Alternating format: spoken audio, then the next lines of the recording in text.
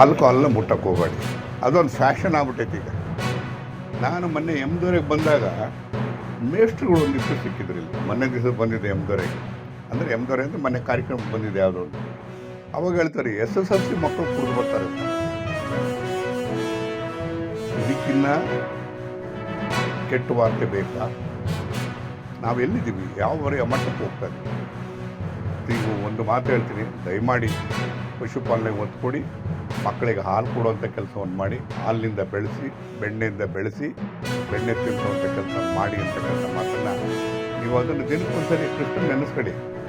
ಕೃಷ್ಣ ಹೆಂಗಿದ್ದ? ಗದ್ದು ಬೆಣ್ಣೆ ತಿಂತಿದ್ದ. ಅದಕ್ಕೆ ಅವನ್ನ ದೇವರು ಅಂತೀವಿ. ದೇವ್ರು ಹೇಳ್ದಂಗೆ ಮಾಡ್ಬೇಕಲ್ಲ, ದೇವ್ರು ನಡ್ಕೊಂಡಂಗೆ ನಡ್ಕೋಬೇಕು. ಎಂತ ಸರಿ ಮಾಡೋದು?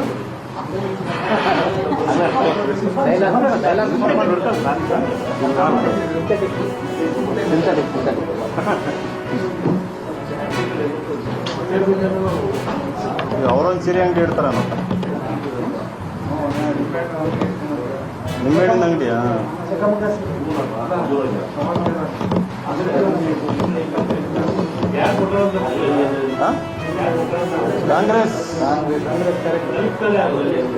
ಕಾಂಗ್ರೆಸ್ ಕಾರ್ಯಕರ್ತರು, ಕಾಂಗ್ರೆಸ್ ಲೋಕಲ್ ಕಾಂಗ್ರೆಸ್ ಮುಖಂಡರು. ನೀವು ವೆರಿಫೈ ಮಾಡಿರಿ ಸರ್, ಎಲ್ಲ ಜರ್ನಲಿಸ್ಟ್ ಇರೋದು, ಎಲ್ಲ ಹಳ್ಳಿಗಳಿಗೂ ಒಂದ್ಸರಿ ನಾವು ಇಲ್ಲಿ ತೋರಿಸಿರೋದು ವೆರಿಫೈ ಮಾಡಿರಿ. ಈ ಹಳದಿ ಕವರ್ಗಳು ಇವೆಲ್ಲ ಬ್ರ್ಯಾಂಡ್ ಅದಾವೆ, ಒಂಥರ ಇವೆಲ್ಲ ನಿಮ್ಗೆ ಸಿಗ್ತಾವೆ. ಎಲ್ಲ ಒಂದೇ ಬ್ರ್ಯಾಂಡಲ್ಲಿ ಇದಾವೆ, ಲೇಬಲ್ ಹಾಕಿದಾವಲ್ಲ, ಎಲ್ಲ ಹೋಲ್ಸೇಲಾಗಿ ತಂದರೆ ಎಲ್ಲ ಒಂದು ಕಡೆಗೆ. ಇವೆಲ್ಲ ಸೀರೆಗಳದಾವು. ಇಡೀ ಕ್ಷೇತ್ರದಲ್ಲಿ ಈ ಸೀರೆಗಳನ್ನು ಹಂಚಿರೋಂಥದ್ದು. ಇದು ಮಾರ್ಕೆಟ್ ರೇಟ್ ಒಂದು 100 ರೂಪಾಯಿ ಇರ್ಬೋದು. ಮಾರ್ಕೆಟ್ ರೇಟ್ ಒಂದು 100 ರೂಪಾಯಿ ಇರ್ಬೋದು.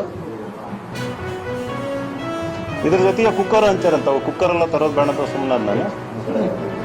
ಇವತ್ತು ರಾತ್ರಿ ಪಂಚೆ ಅಂಗಿ ಹಂಚ್ತಾರಂತೆ. ಇವತ್ತು ರಾತ್ರಿ ಜೊತೆಗೆ ಕೋಳಿ ಹಂಚ್ತಾರಂತೆ. ಇವತ್ತು ರಾತ್ರಿ ಕೋಳಿ. ನಮ್ಮ ಮುಸ್ಲಿಂ ಯುವಕರಿಗೆ ಕುರ್ತಾ ಮತ್ತು ಟೋಪಿ ಹಂಚಿಕೆ. ಇವತ್ತು ಕುರ್ತಾ ಮತ್ತು ಟೋಪಿ ಹಂಚಿಕೆ. ಕೋಳಿ ದುರ್ಗಮ್ಮನ ಹಬ್ಬದ ಕುರಿ ಹಂಚಿದ್ರು.